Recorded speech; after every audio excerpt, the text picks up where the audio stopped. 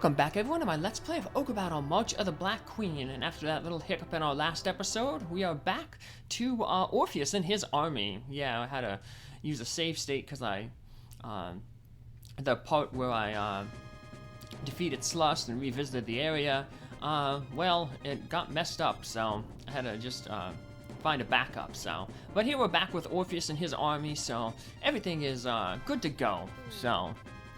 We have to liberate the City of Malano here, and it's going to give a lot of throwbacks to the slums of Zenobia. As you can see, we have a bunch of walls, but these walls will actually help us more than hinder us like they did in the slums of Zenobia. So the Empire has 25 units, 11 of them are flying units, 3 low sky, and then 8 high sky. But the Imperials will release all of their units. So by having the walls up here, we actually were able to funnel the Imperial ground units into choke points where we can take them out. So the main worry is those 11 flying units. So we'll be deploying all our units down toward making a line here along this upper wall to stave off the enemy flying units, and then allow our ground forces to slowly make their way down there and eventually meet the Imperial ground units. So we will eventually find in one of the cities here some termites we can use to take down the walls, but like I said, we'll wait until basically all the enemy units are taken care of. There are 25 in total, as I mentioned, so we'll wait until we take out all those, and then we'll, take down the walls. So, otherwise, we'd, have a larger, make the battle more difficult for us. So, we want to keep those choke points for the land units. Plus, the walls, when we defeat some of those land units, make them retreat. They won't be able to retreat to a nearby city or temple because the nearest city or temple might be blocked by a wall. So, we're able to not only choke them off, funnel them to a choke point where we can pick them off, but we can also use our flyers to block off areas of retreat for them. The large city south is Malano. It grew as a trade center between Danube and Joliet. It is still doing quite well. This time it's a gateway to the Empire. So, alright. Well, Orpheus is going to do some treasure hunting right now. There's a lot of treasure to get in these mountain areas. We can also run into fire giants as a neutral encounter, level 15 fire giants in the mountain areas. In the sea areas, we can run into hawkmen, level 14, or wyverns, level 15. But we don't really need to recruit any of them, so Orpheus will just be, flying around getting some treasure while his army makes its way to the south. So, if you... we will get a special character in this area, one that does not require an alignment or reputation threshold, as long as we have a key item, and key literally, as in the key of destiny. Yes, we will be able to recruit Prince Tristan in this area. We were told he went to Island Avalon. Well, we went to Island Avalon.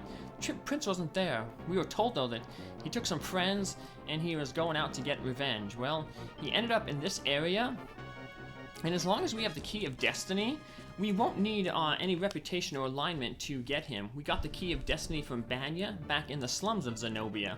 So, if you're trying to build up reputation to, say, recruit the High Knights, or Rauny back in the Valley of Kastro, this is a good map to go to because the special character you get, you don't need that alignment or reputation requirement. So it gives you another battle to raise those 2 stats.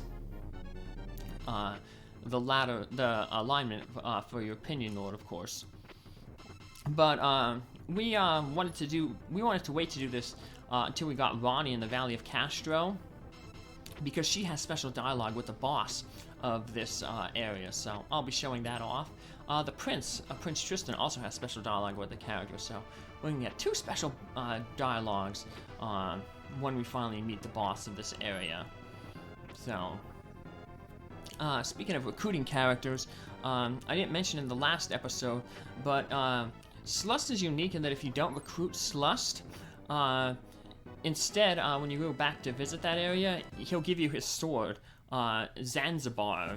And the Zanzibar sword, it is a white magic sword that gives plus 18 strength, so it's only outclassed in terms of the strength bonus by the Brunhild, which gives plus 20 strength. So there's a special item, the Fire Shield. Speaking of swords, Fogel, the last High Knight, is very similar. That if you don't recruit him, he'll give you a sword, and that's required to get the Fire Seal item. The Fire Seal item, you need 4 special weapons. 3 of them you can get as treasures. The 4th, though, you have to skip getting Fogel, the last High Knight, to get that sword. So I won't be able to get I won't get the Fire Seal, but if I do like an evil playthrough later, I can show that off. But the Fire Seal doesn't really do anything, but it does give you a name that you can use to access a special bonus scenario, and I will do that. I'll show that off once I complete the final, complete the entire game. So, and speaking of, you need, of course, a low reputation or a low alignment to not be able to recruit Fogel, because if you have, like I said, the 75 plus reputation, the 70 plus alignment with your Opinion Lord, you'll be able to recruit Fogel. So you have to be lower than those 2 things. Speaking of low alignment reputation, if you have a low reputation, you can get a special item in here called the Song of Soda at the City of San Belnar. But that's like what it is basically, the item description, it's like a song written out to like an evil deity, an evil demon basically. So if you do get, it's worth a lot of money, but if you do get that, you don't want to go to any temples, because the temple will confiscate you. I guess the monks are like, hey, you should have something this evil in your possession, and they'll take it off you, so you won't be able to sell it for money. But we don't have to worry about that, because hey, look, we have a high reputation and high alignment. So we're just gonna keep doing our battling here, and taking out these flying units, which is pretty much all we're going to be encountering for a while. Like I said, the ground units will take a little bit of while to snake their way around. The walls, the way that they're kind of set up, the openings in the wall, the enemy unit's gonna take like a snake-like path. So you see the opening there is kind of on the west. The next opening further south is down to the southeast, and then the next one is further to the southwest. So they kind of got to take like an S or a kind of a curvy snake pattern to get out. So that makes it a little harder for the enemy ground units to get into battle. So, but that's good, because we're gonna have, like I said, our hands full initially dealing with these flying units. So it's a big map, and you got to be careful, because actually, spoilers, I actually lose track of one of the flying units, but it doesn't do any damage. It just basically flies away to a far off temple to heal up, and then just basically hangs out there. So, but you got to kind of be careful. That's why I have some, while the bulk of the flying units right now are coming out near where that gate is, on the western side, some will pop up over onto the eastern side and just fly over the walls. So that's why I have a few flying units stationed over there to the east to block off those when they start coming up that way. And then eventually those units there that are up to the east will eventually push a little bit further south, because once the enemy ground units come in, they're going to come to that choke point in the western area there where we're just having a lot of battles right now. And those flying units to the east, they'll sneak down, so when the enemy units, if they try to retreat, they will run into our flying units, who basically have outflanked the enemy. So yes, for once, the walls, unlike Slums of Zenobia, the walls are working in our favor in this map. So, what didn't work in our favor was getting our cockatrice petrified, Warren petrified there by their cockatrice. Otherwise, we probably would have been able to wipe out this unit, so... Yeah, the Warren missed his 2 attacks, but... Oh well. Luckily, that unit is very aggressive and is going to fly right up toward our cleric unit here, who hopefully can hold off these units. So, should be able to do pretty good. That Eagle Man has a white magic weapon. You can see because it's flashing green. And that's going to do a lot of damage to the Wyvern there in the front. And the evil one, but we can't hit him yet, because he's back row. And now this unit has lost its ability to fly, because we took out that worm there. So, if this unit tries to retreat, well, it's going to be blocked off by those walls, and it's going to have to take a long roundabout way, so... But oh. So once again, the walls are helping us out here. You see, you have quite a concentration, and you see our own ground units are starting to make our way there. The dragon unit there, they just pointed the cursor nearby, and the evil one unit there. So, we're getting here right in time for the battle, because it's starting to be night, and they're basically evil units, so they'll do better at the night here. So, and now while we have a bunch of battles coming along, I guess now might be a good time. I mentioned in the last episode we turned in that Book of the Dead to Batista, the magician, back in Sharam district. And I said it sounded like Batista, who's that, he was a former WWE, or World Wrestling Entertainment wrestler. He now stars in movies. He's Drax in the Guardians of the Galaxy, the Marvel series. The interesting story about him that I have is he went to the Wild Samoan Pro Wrestling School up in Hazleton before he was went to star in the WWE. He was trained by Off of the Wild Samoan, who was a WWE Hall of Famer. He used to run schools, one in Allentown, one in Hazleton up there. And I actually went to that school. So, yeah, I did professional wrestling for a little bit when I was in college. I went there and I trained. I missed Batista, though, by a month. He got called up to Ohio Valley Wrestling, which was the farm league at the time for the World Wrestling Entertainment. Right now they have their own development. They have a performance center, and they run their own show called NXT, kind of like the Next Generation, I guess. But before that, they had like farm leagues, and one of them was Ohio Valley Wrestling. And Dave Batista was called up to that in February of 2000. Yeah, February of 2000, and I started wrestling there in. I started my training to wrestle in March of 2000, so I missed him by a month. But I did work with one guy who was called to the farm leagues, Tommy Swade, and he didn't make it out of the farm leagues. Another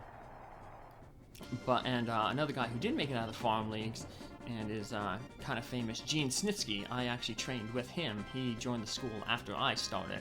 So, there's some very bad vibes coming from out of the Highland.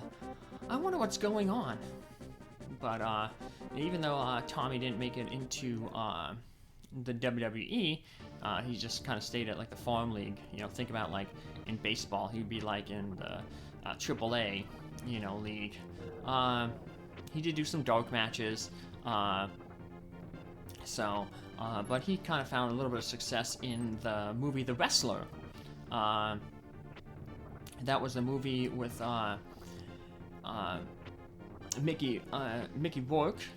He was a wrestler, an independent wrestler, basically trying to relive his glory years. Well, to train for that role, he actually trained at the Wild Samoan Training Center. So a lot of the guys I went to the school with there actually trained Mickey to prepare for that role, and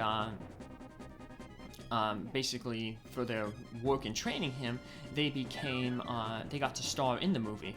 So Swade is the guy in that movie who has the mohawk, who Mickey Rourke wrestles in the beginning. He has the big black mohawk. There's a few other guys who have like non-speaking roles or in the background there who I knew.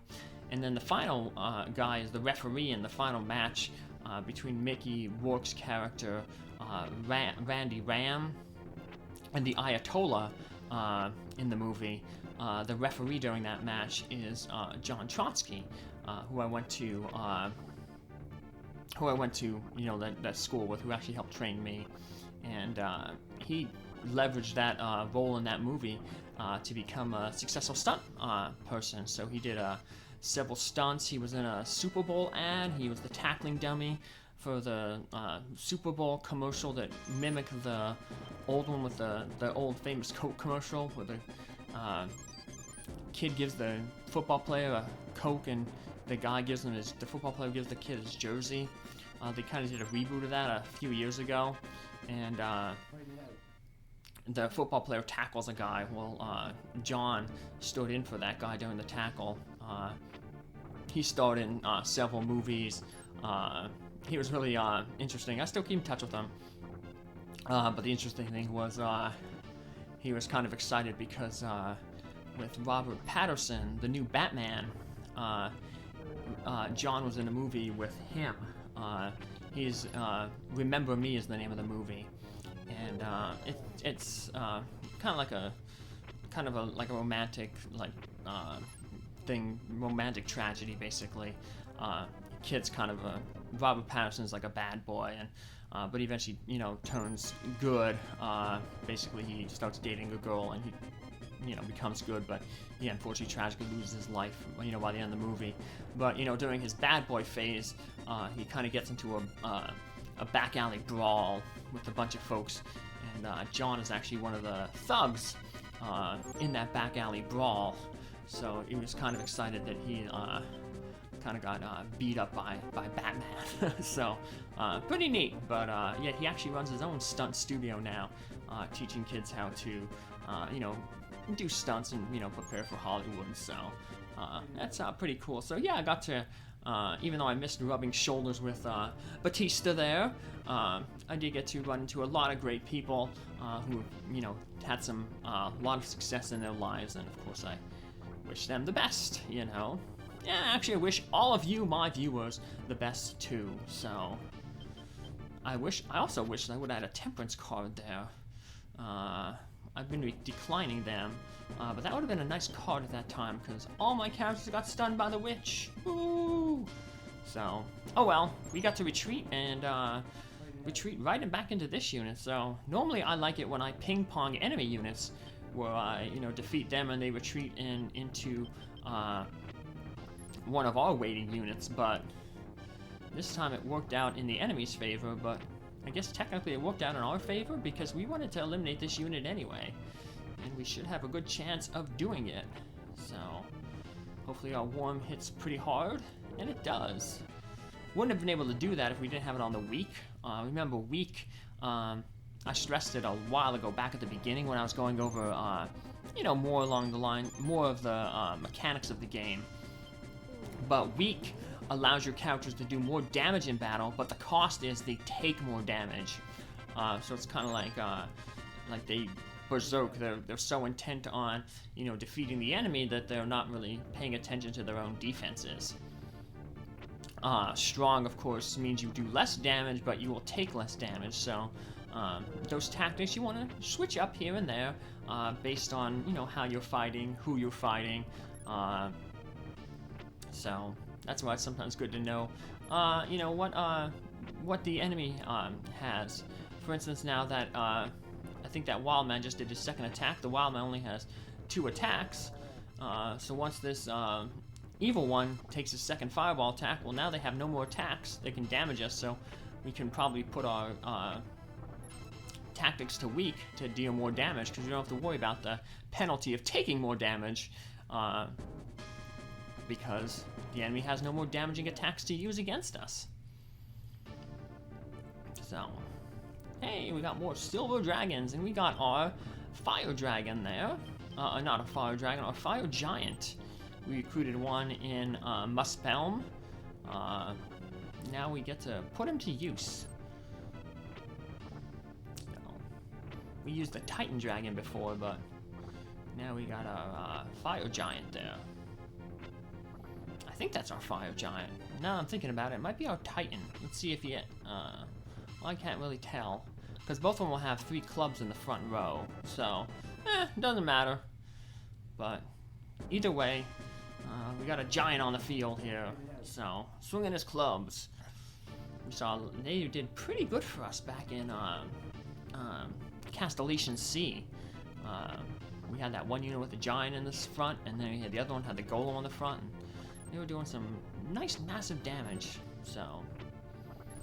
You also get to see our Doll Master there in the back row in action. They just are an upgraded Doll Mage. They get a second back row attack. So, and our Giant got woken up just to be stunned again by the Witch. I thought that might happen again with the evil one, but nope. It looks pretty cool. It's that neat little axe. I guess maybe more like a halberd. Well, I don't know. They kind of got like the head of a halberd with like the kind of a spear point at the end to block, I guess, cavalry attacks. Go after horsemen, pull them off their horses. But halberds tend to be really long because, you know, if you're pulling off horses, you want to have a large reach weapon. So, I don't know. I'm not a massive, you know, military, you know, weapon historian, you know, expert on medieval weaponry, but I know a little bit. Once again, based on playing some Dungeons & Dragons, what I never talked about, but I will talk about it now. I know I promised it several episodes ago, but don't worry, folks, I remember. Many people have come here to see the wedding ceremony in Malano. Just between you and me, I heard that the Baron's bride has run off. I heard that he sent out several bounty hunters to look for her. Well, that is true. His bride is Rauny, and she ran off to the Valley of Kastro, and one of the bounty hunters hired to hunt her down was Ares, but we defeated him, and we recruited Rauny.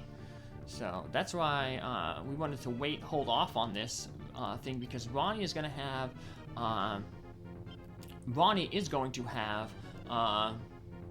dialogue with the leader of this area. I mean, she was going to be engaged to the guy. Of course she's going to have something to say to him.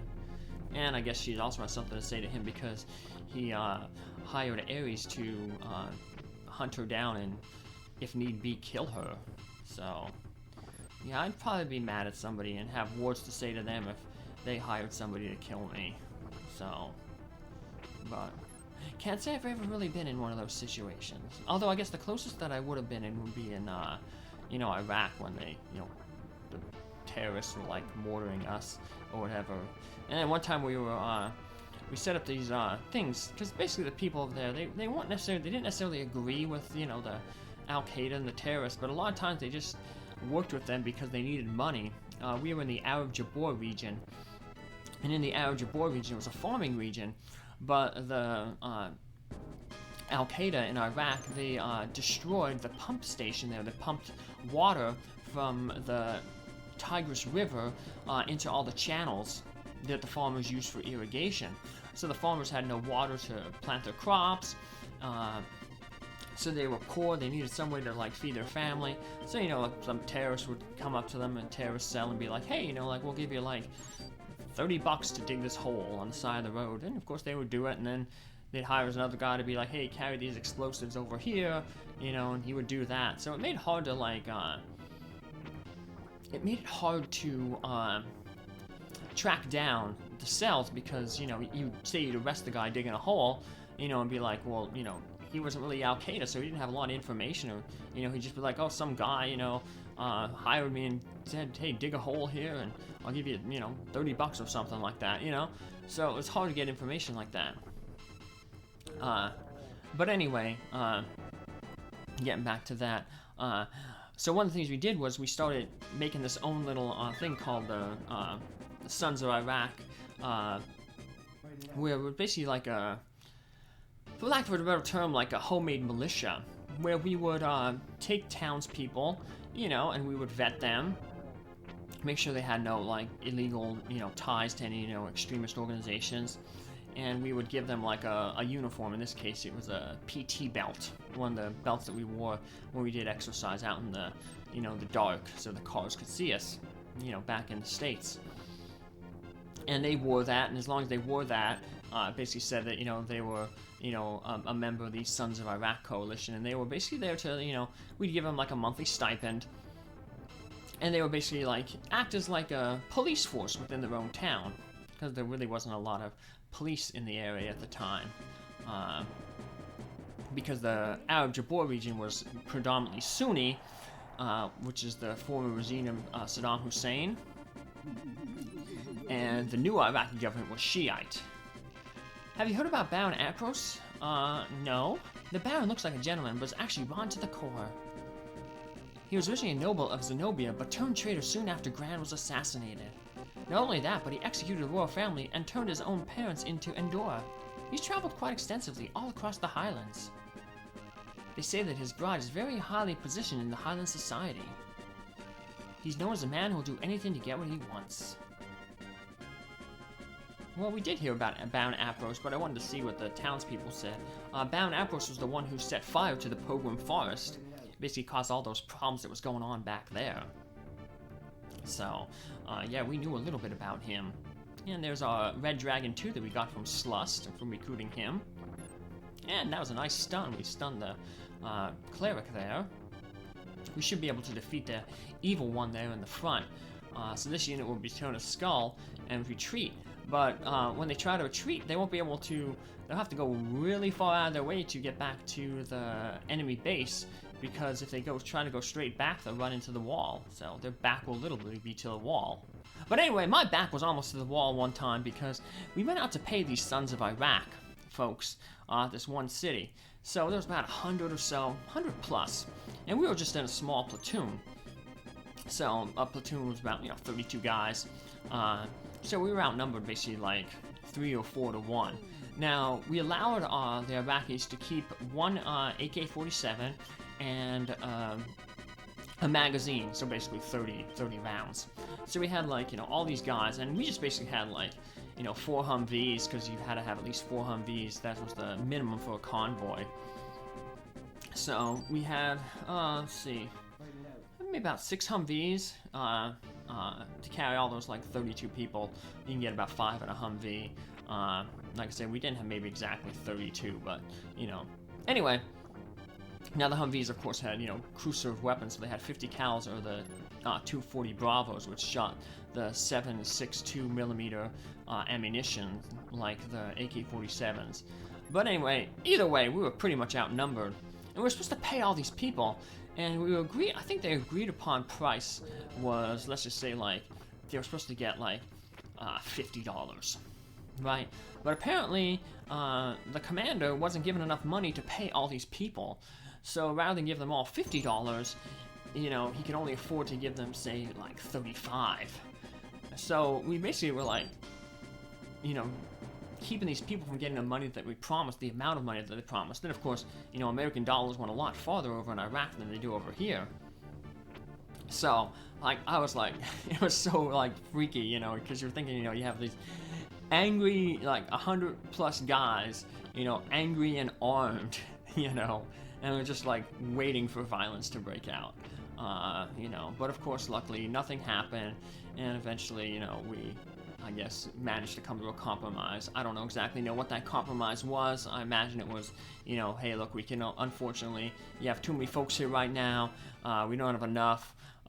We'll pay them 35 now, and then that 15 that we owe them, we'll throw it on the next, month's check, But, nothing happened. No violence happened. But, yeah, it was pretty tense there for a while. I think a lot of folks were walking on eggshells because, like I said, we were, severely outnumbered, and we had a bunch of angry people who basically needed that money to survive, so it was an interesting situation, so.